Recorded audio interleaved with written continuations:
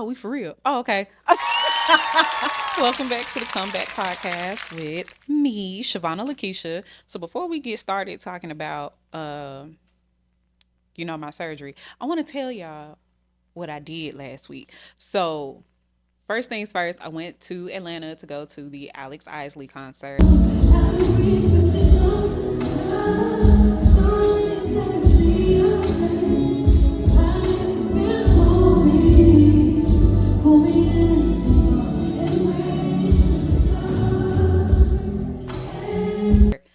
That was amazing. It was well worth the trip. If you haven't listened to her album, this is a shameless plug. She is not paying me for this. You should go listen to it. People keep saying that we look alike. I don't really see it, but that's between y'all. My father, Ross Graham, celebrated his 60th birthday, and then, and I still haven't figured this out. My parents got married 2 days after my dad's birthday, so you got my dad's birthday is May 31st, and then June 2nd, you got their wedding anniversary. So my parents celebrated their 36th wedding anniversary this week. But another thing, y'all boy Coco tried to cross the Rainbow Bridge this weekend, and I thought that y'all was gonna have to send me to Lakeside. If you have an animal, whether it is a pet, a cat, what have you, please get some pet insurance. Make sure they drink water, because your boy did not drink any water and he suffered like a minor heat stroke. Make sure you keep them groomed. Okay. Save yourself $700. But enough of that. Over there begging. I had my surgery July 19th of 2024. Most of you who've known me prior to breast cancer, what did you used to call me? Don't think too hard. Shavona with the big breast. I know. I heard it. I heard it all the time. Also, I was hearing some of y'all call me fat. I wasn't even fat at the time. I'm fat now. It's cool. It's cool. God don't like ugly. But I'm gonna show y'all because some of y'all like, oh, your boobs weren't that big. Hold on, just wait. Just wait. This was the strapless bra that I paid $126 for. Okay. I bought this bra November of 2023. Okay, because I needed it for Jordan's wedding. Look at that. Look at that. Do y'all see that? What size is this? Hold on. This is, hold on. My God, today. This is a 42J. Okay. There's a purple bra in here. Hold on. There's more. This one, equally as big. I bought it the same week. This one is a 42N. So this bra was actually too small, and this bra was the right size. And I cannot wear either one of them anymore. Um, but that is just a visual representation of what I used to look like. The funny thing is, prior to me getting diagnosed with breast cancer, and I think I talked about this before, I was actually in the process of trying to get a reduction. Unfortunately, my BMI was too high, so I couldn't get it. So jokes on them because I had to do it anyway. Um, let's have a little moment of silence for my twins, Tia and Tamara. Hope.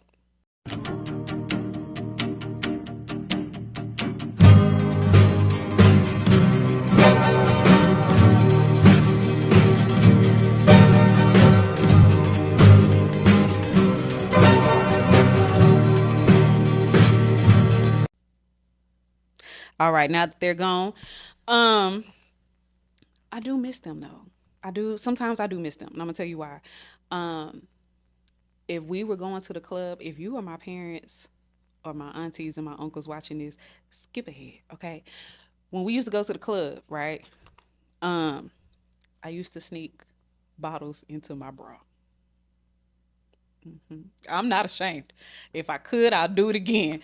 Uh, I'm not paying $40, $60 for a bottle. Look, that's $15 at the liquor store. That's just me. But it's your pockets. Who am I to tell you what to do?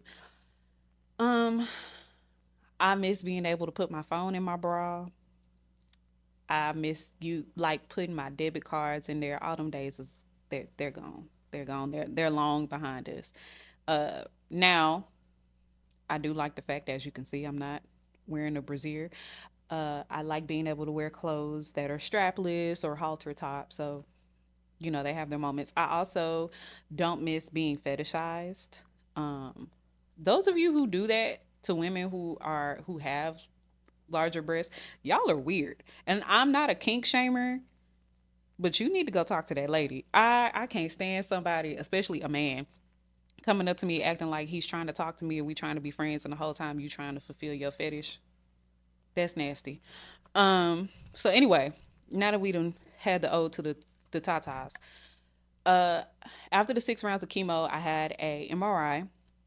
That MRI was to determine if the chemo actually worked, and it did because my tumor shrunk from 2.5 centimeters to 1.2 centimeters. Uh, a couple days before my surgery, I completed a pre-surgery questionnaire. Essentially, they're just trying to see if you're healthy enough for the surgery, if your body can handle it.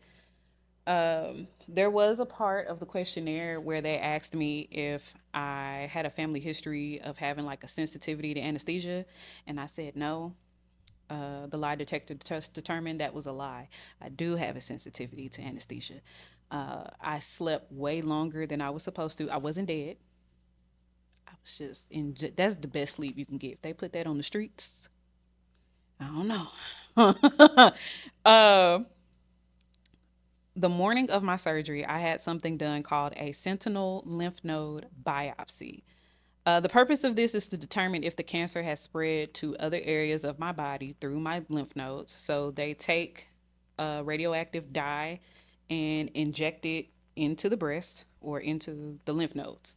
And then I had to do a mammogram and an ultrasound before my surgery just to make sure that that little radioactive dye was in the right place.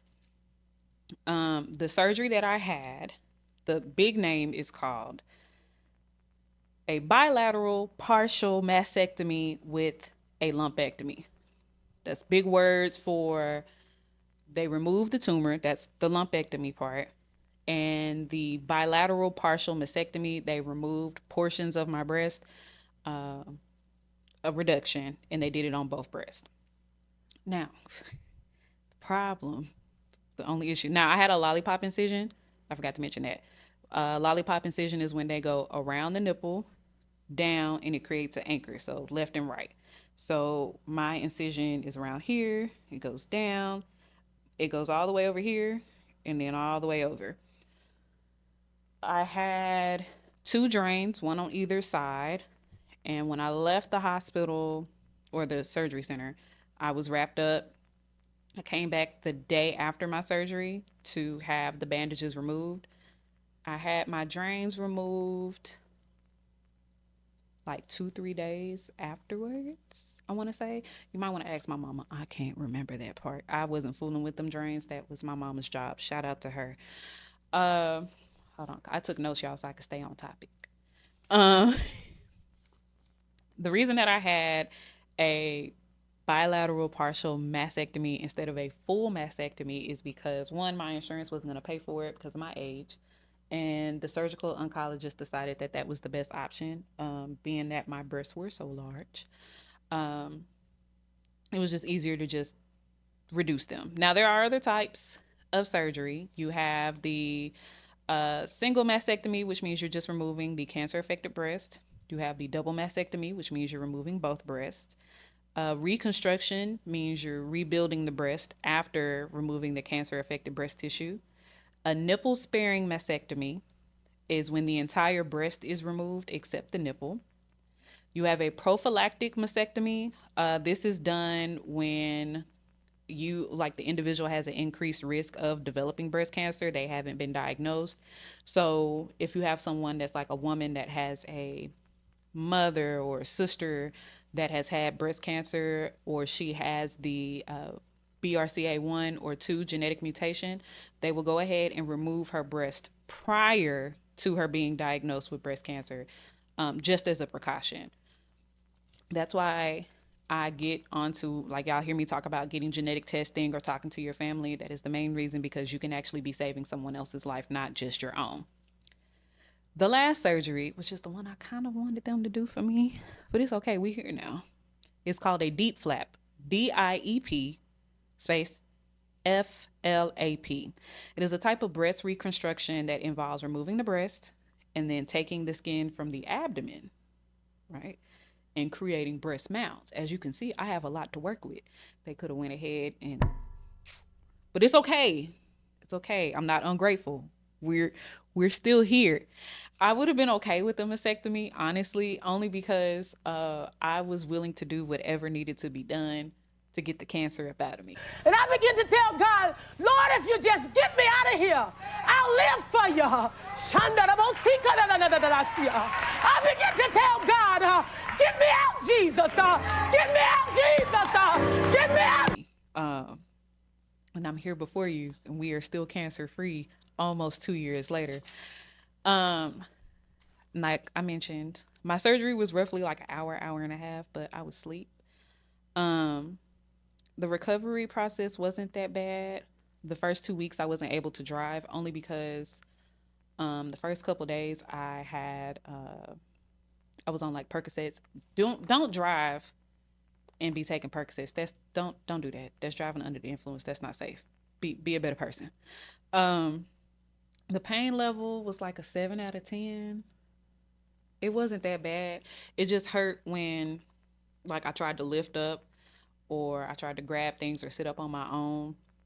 There was a lot of like pressure in my chest. Um, 2 years later, we are now 2 years post my surgery. This right breast is still a little tender, but other than that, it's fine. A recovery pillow is most definitely needed. Shout out to Ren.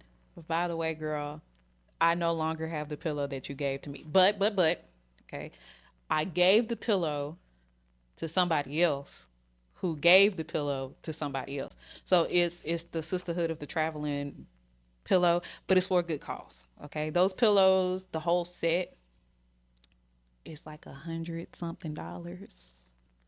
It's not cheap. But if you are going through or you're about to go through surgery, there are companies like I mentioned in the last video that will send you a pillow for free, and it doesn't hurt. Don't be afraid to ask for no discount or if they do something for free. If you got cancer, there's nothing wrong with it. Okay. I mean, when you go to Walmart, they always asking, "Do you want to donate to this, that, and the third?" Have them donate to you. After surgery, I had a skin graft done on my right nipple, and that is because it did not fully heal. I'm gonna save y'all all the gory details. Um, it didn't. It wasn't that it didn't heal because of anything that my surgeon did. Shout out to Dr. Chandler. When he retired, I'ma cry. He did my homegirl surgery. He did mine. Now my homegirl didn't have breast cancer, but he did her reduction. He did mine, and he is a-okay by me. But because of chemo and doing cancer treatment, the whole thing, the breast just didn't heal properly like it was supposed to. So there's a window, if you will, from the time that you get surgery to when you have to do radiation, and my window was closing. So we could have let the breast naturally heal, but we went ahead and did the skin graft. My plastic surgeon took skin from my thigh and placed it up underneath my breast, well, right up underneath where the nipple wasn't open, well, was open. That took like another couple days to heal. And then we went on to radiation. Now, I do not have feeling in either one of my breasts. I can feel pain. Other sensations, like as a woman, sometimes your nipples protrude when you're cold. That doesn't happen for me. Uh, I don't I don't feel that. And honestly and truly, they said that I probably will never have that feeling again, which I'm okay with. School is fine. Only because whatever nerves I did have, especially in the right breast, are probably damaged from radiation. But it's cool.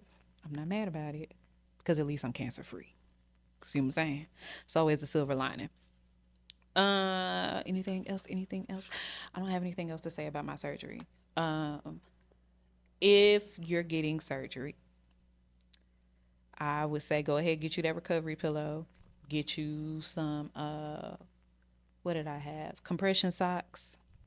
You're not gonna be able to drive, so get comfortable. Get real relaxed. Make sure you have a good support system with you. I had my friends coming delivering me food. I stayed with my parents for the first 2.5, almost 3 weeks, just until I felt confident to be on my own.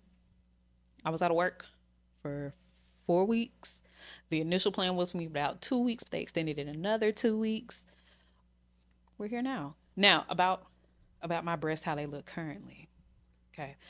Um, righty over here is always going to be smaller than lefty. That is not because my plastic surgeon did anything wrong. The reason is because my surgeon actually worked overtime to make sure that my breasts were even.